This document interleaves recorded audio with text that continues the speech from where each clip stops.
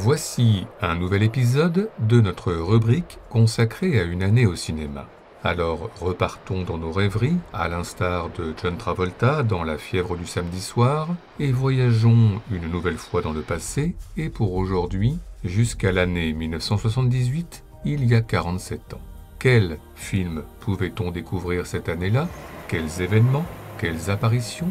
Quelles disparitions? Voici donc le calendrier ciné de l'année 1978 en 12 mois et pas moins de 70 films. Et commençons par le mois de janvier, avec en salle la découverte d'un nouveau Sam Peckinpah et d'un nouveau Wim Wenders, tandis que Robert Powell est Jésus de Nazareth chez Franco Zeffirelli et que Gregory Peck est le général MacArthur chez Joseph Sergeant. À part ça, dans Préparez vos mouchoirs de Bertrand Blier, Patrick Devers, devant sa collection complète du livre de poche, fait écouter à Carole Laure du Mozart. Hein?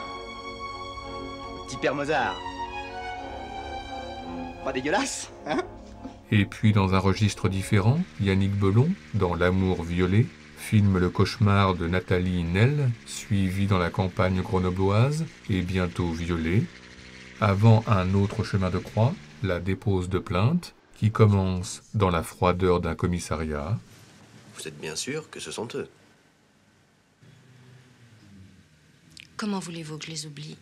Sinon, dans le miroir, Andrei Tarkovsky se souvient de sa mère, ses cheveux en chignon devant la ferme familiale, et ses cheveux mouillés entre rêve et réalité, alors que tout autour d'elle s'effondre, les plafonds comme les souvenirs. Enfin, au Festival du film fantastique d'Avoriaz, 6e édition, un Toby Hooper et un Richard Landcrane qui remportera le Grand Prix, mais surtout deux tempêtes, l'une qui s'abat sur la ville de Sydney dans La dernière vague de Peter Weir, et l'autre qui sévit sous un crâne, celui d'un Jack Nance hébété dans Eraserhead, premier long métrage de David Lynch, l'idée d'une déflagration.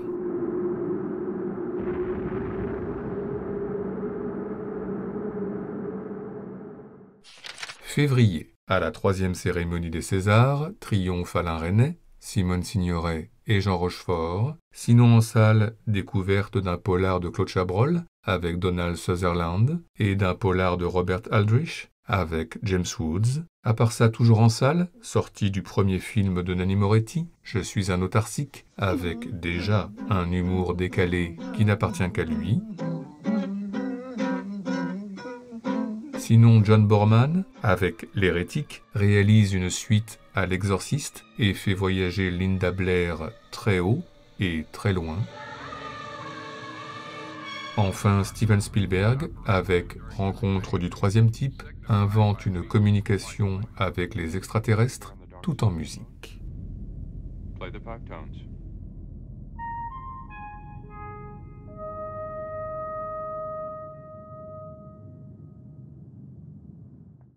Mars. En salle, le cinéma italien en force, avec des films signés Mario Monicelli, Ettore Scola ou Luigi Comencini. À part ça, Louis de Funès, dans La Zizanie, installe aux grandes dames de sa femme Annie Girardot, prof de piano, son usine à la maison, en toute discrétion ou presque.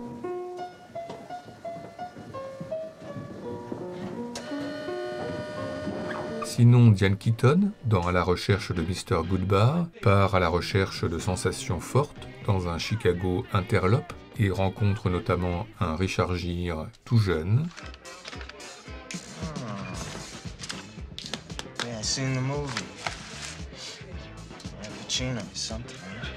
Enfin, Le Parrain 1, Le Parrain 2, Conversation secrète, Un après-midi de chien et Voyage au bout de l'enfer, l'acteur John Cazale nous quitte prématurément à l'âge de 42 ans et devient une légende, à jamais la plus belle filmographie de l'histoire du cinéma.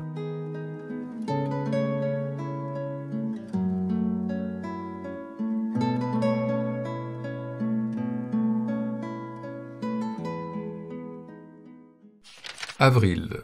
À la 50e cérémonie des Oscars, des statuettes pour Richard Dreyfuss et pour Diane Keaton et Woody Allen, tandis qu'en salle sortent un nouveau Francis Giraud et un nouveau Joseph Losey. À part ça, dans l'épreuve de force, Clint Eastwood et Sandra Locke défient les forces de l'ordre corrompues à Phoenix dans un bus blindé ou presque.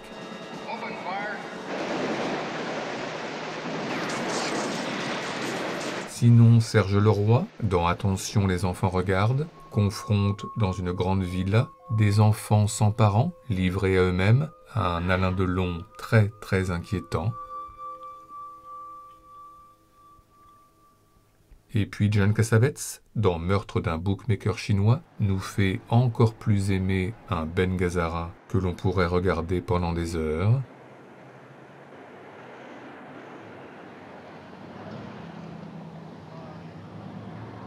Enfin, François Truffaut, dans La Chambre verte, se souvient de sa femme Julie dans une chambre transformée en mausolée sur la musique de Maurice Jaubert.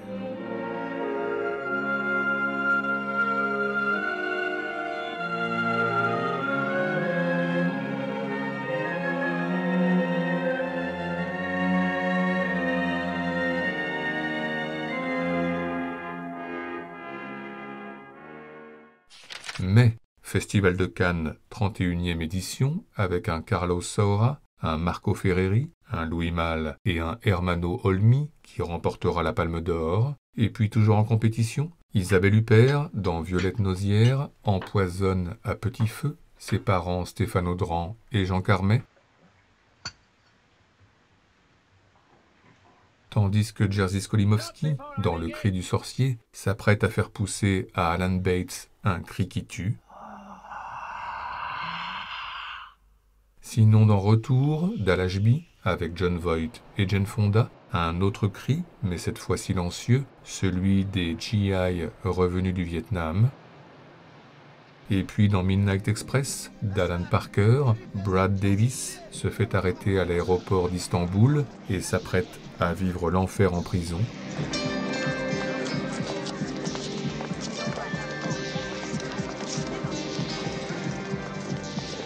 Enfin, dans le Molière d'Ariane Mnouchkine, la plus belle idée de cinéma, le poète en sang, porté par ses comédiens, un escalier qui n'en finit pas, le surplace comme un englument, bref, la mort en marche inéluctable sur la musique d'Henry Purcell.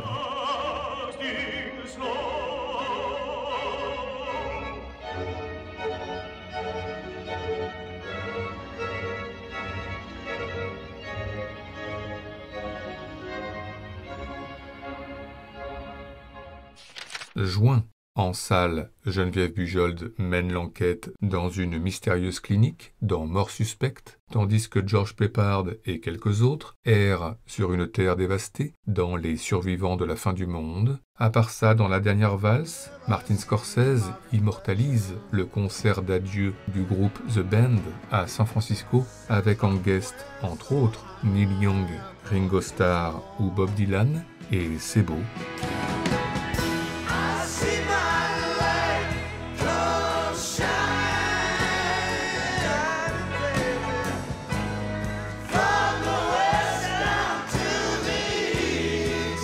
Enfin, dans Robert et Robert de Claude Lelouch, Jacques Villeray, en timide maladif, rêve qu'il triomphe sur la scène de l'Olympia, sur la musique d'un homme et une femme, mais aussi et surtout qu'il est interviewé à la télévision par Masha Merrill pour présenter son nouveau sketch cinéphile.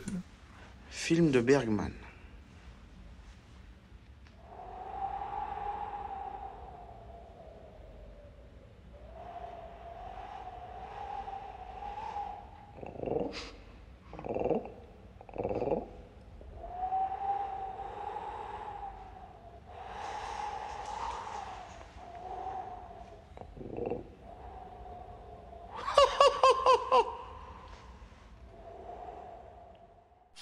Juillet. En salle, Robert Vaughn et Christopher Lee affrontent une invasion extraterrestre chez Ed Hunt et Ursula Andress et Stacy Keach découvrent une île mystérieuse chez Sergio Martino. À part ça, Peter Hyams, dans Capricorn One, imagine une fausse mission spatiale sur Mars, mise en scène par la NASA pour les caméras de télévision.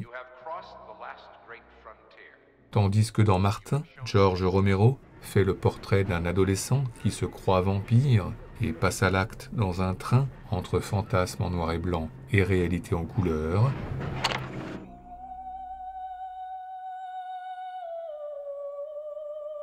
Enfin découverte en salle 2 ans après sa réalisation, D'Assaut, premier long métrage professionnel de John Carpenter, son scope, sa lumière, son rythme et sa musique, l'idée d'une épiphanie.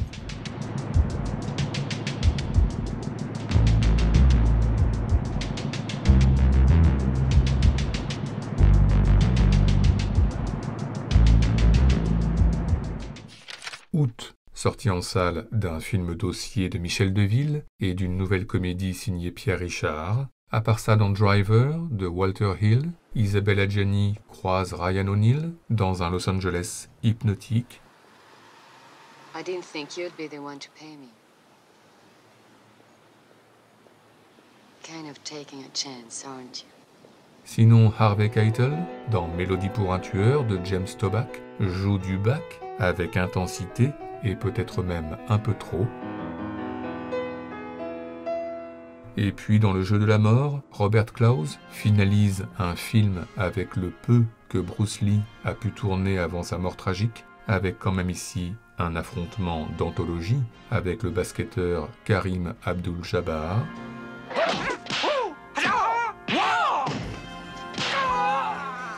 Enfin, disparition de l'acteur Charles Boyer, hantise Le bonheur, la folle ingénue, mais aussi de Robert Shaw, l'inoubliable vieux loup de mer Quint des Dents de la mer.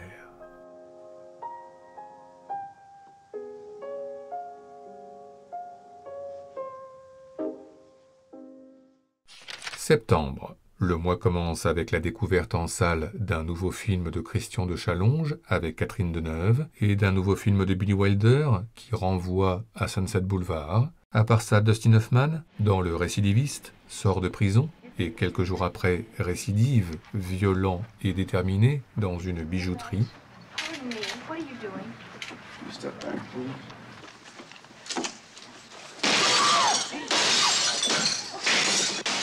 Tandis que dans L'Empire de la Passion de Nagisa Oshima, Kazuko Yoshioki tue son mari qu'elle jette dans un puits, avant de le voir revenir quelques jours plus tard d'entre les morts.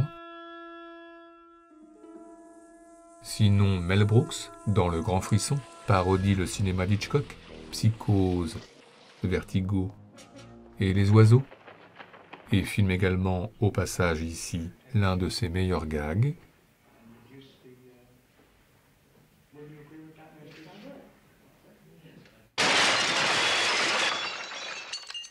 Enfin, dans Grease, de Randall Kleiser, Olivia Newton-John, John Travolta et leurs copains nous donnent très envie de retourner à la fête foraine.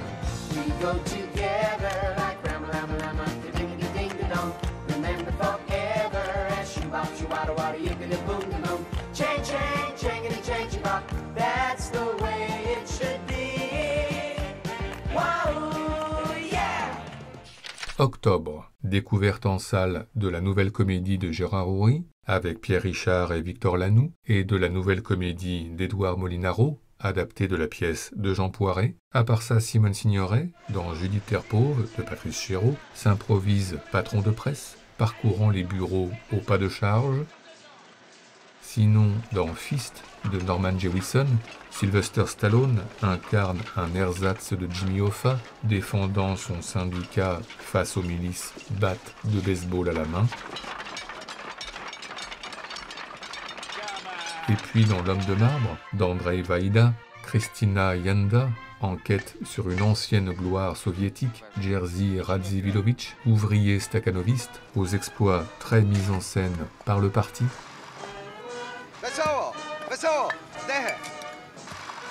Enfin, dans Sonate d'automne, Ingmar Bergman filme les retrouvailles tendues entre Ingrid Bergman, pianiste renommée, et sa fille Liv Ullmann, pianiste amateur, marquée par une interprétation au piano d'un prélude de Chopin heurté, avec des regards de la mère impitoyables qui ne trompent pas, avant que celle-ci ne prenne les choses en main, avec des regards de la fille dépitée qui ne trompent pas.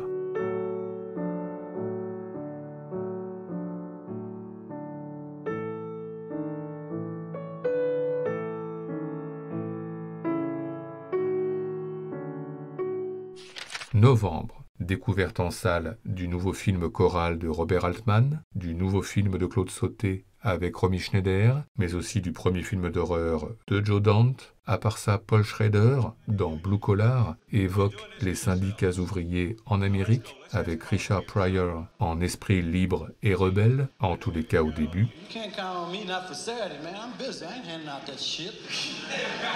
Sinon, Michel Blanc, dans Les Bronzés de Patrice Lecomte, reçoit de Thierry Lhermitte une leçon de karaté très concrète. Comme ça, par exemple, là, tu vois, là. Il n'y a rien du tout, là, vous voyez. Et puis, dans un genre différent, Aurore Clément, dans Les Rendez-vous d'Anna de Chantal Akerman, se rend en ersatz de la cinéaste à une projection de l'un de ses films, s'ennuie à l'hôtel, fréquente un amant, prend un train, croise sa mère Léa Massari sur un quai de gare. Anna, dis-moi que tu m'aimes. Je t'aime. Et reprend un train. Enfin, William Friedkin, avec Le Convoi de la peur, plonge Roy Scheider et Francisco Rabal dans une république dominicaine en plein déluge et en pleine foule.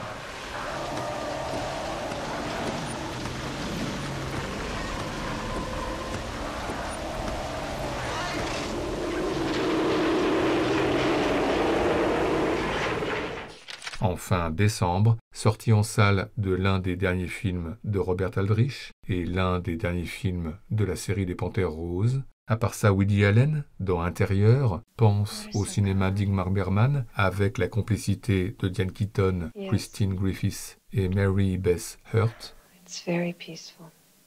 Sinon, dans Insiang, le réalisateur philippin Lino Broca filme les faubourgs de Manille, dans lesquels tente de surnager une Hilda Coronel enfermée dans les tensions familiales.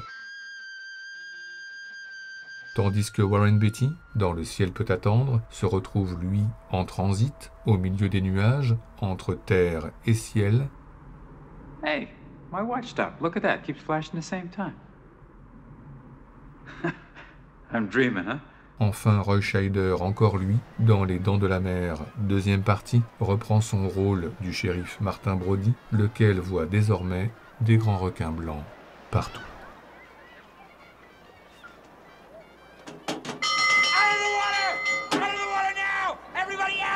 Voilà, l'année 1978, c'était tout cela, ce qui est évidemment beaucoup, surtout si on ajoute un dernier film que nous avons soigneusement gardé pour la fin, même si nous l'avons entreaperçu en introduction, La fièvre du samedi soir de John Badham, sorti sur les écrans français au mois d'avril, avec donc John Travolta dans ses œuvres, et quelles œuvres, sur la piste de danse au rythme de la musique des Bee Gees. Oui, l'année 1978 au cinéma, et ben c'était vraiment vachement bien.